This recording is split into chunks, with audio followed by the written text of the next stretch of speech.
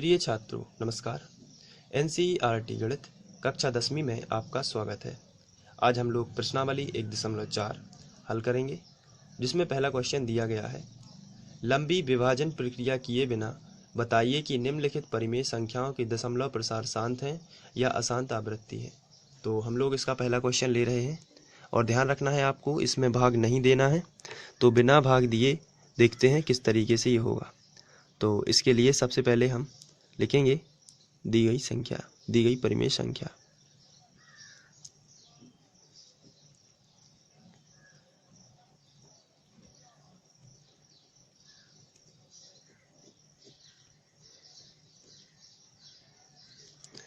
हमें जो परिमेय संख्या दी हुई है वो है 13/3125।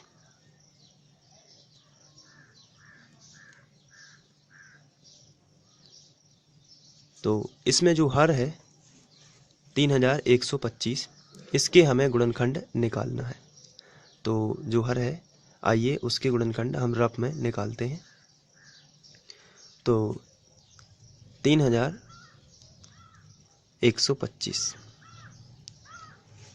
इसके हम गुणनखंड निकाल लेते हैं। तो यहाँ पर इकाई अंक 5 है, तो 5 से भाग जाएगा। तो हम यहाँ पर 5 से भाग देते हैं। 5 छक्के 30, बचा 1, तो हो जाएंगी 12। 5 दूनी 10, अब बच जाएंगी 2, तो हो जाएगा 5 25। इसके बाद हम लोग फिर यहाँ इकाई में 5 है, 5 से भाग जाएगा। तो 5 एकम 5, बचा 1, 5 दूनी 10, फिर 2 बच जाते हैं, तो 5 25। फिर इकाई में 5 है, इसलिए हम 5 से भाग दे देंगे। 5 दूनी 10, बचे 2, 5 25। यहाँ पर फिर से इकाई में 5 है, इसलिए हम 5 से फिर से भाग दे देंगे। 5 25 और फिर 5 एकम 5। तो यहाँ पर हम देखते हैं कि जो दी हुई परिमेय संख्या का हर है उसके अभाज्य गुणनखंड हैं ये। तो हम इसको लिख लेंगे यहाँ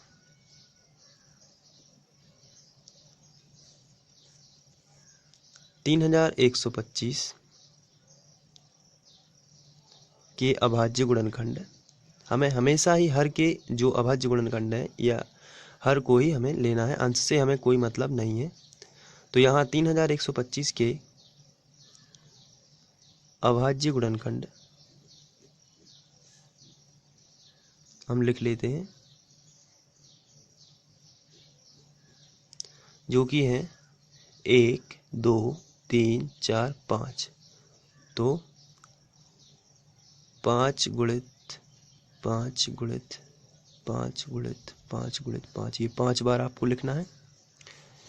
अब यहाँ पर आपको ध्यान से देखना है कि अगर किसी भी संख्या, किसी परिमेय संख्या का अगर हर है, जैसे यहाँ पर, और हर के जो अभाज्य गुणनखंड हैं वे 2 गुणित 5 के रूप के यदि हैं तो शांत दशमलव होगा।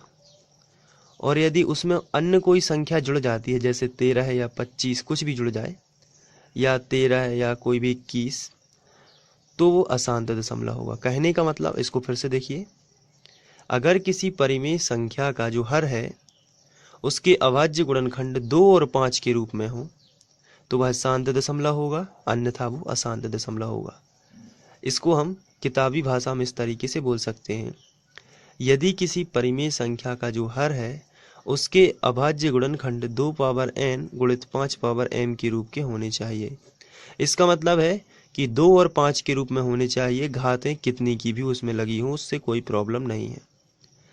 किसी भी संख्या पर यदि 0 की घात है तो वह 1 मानी जाती है। तो यहाँ पर n का मान जो है वो 0 भी हो सकता है।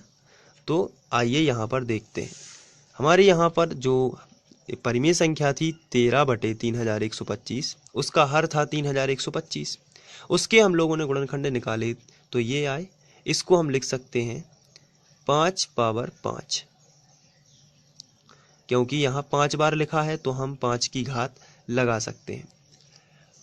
लेकिन हमारा नियम है कि 2 और 5 के रूप में होना चाहिए, यानी कि 2 पावर n गुणित 5 पावर m के रूप में होना चाहिए। यानी 2 पर भी कुछ संख्या है उसकी घात होनी चाहिए और 5 पर भी किसी संख्या की घात होनी चाहिए। तो यहाँ पर 5 पर तो किसी संख्या की घात है, लेकिन 2 पर किसी भी संख्या की घात नहीं है।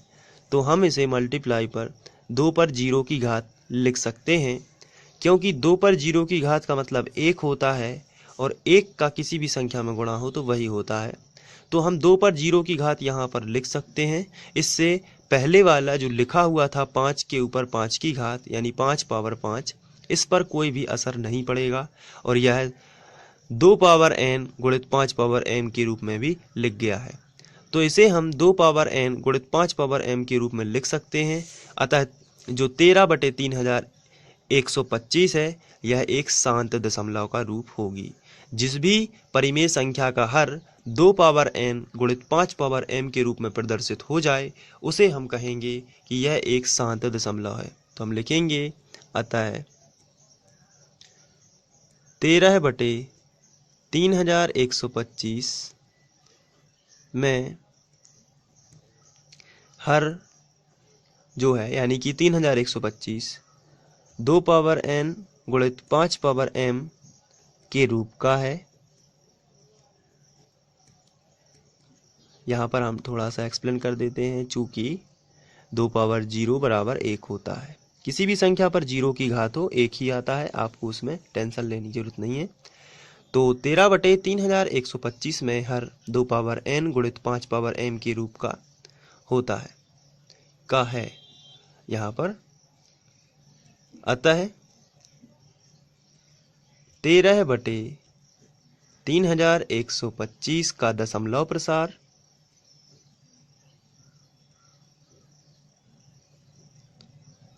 प्रसार शांत होगा। तो ये पहला क्वेश्चन था। तो आप इस तरीके से इसको सॉल्व कर सकते हैं। आशा करता हूँ ये क्वेश्चन आपको समझ में आ गया होगा और इसके बाद हम लोग दूसरा क्वेश्चन करेंगे। Thank you.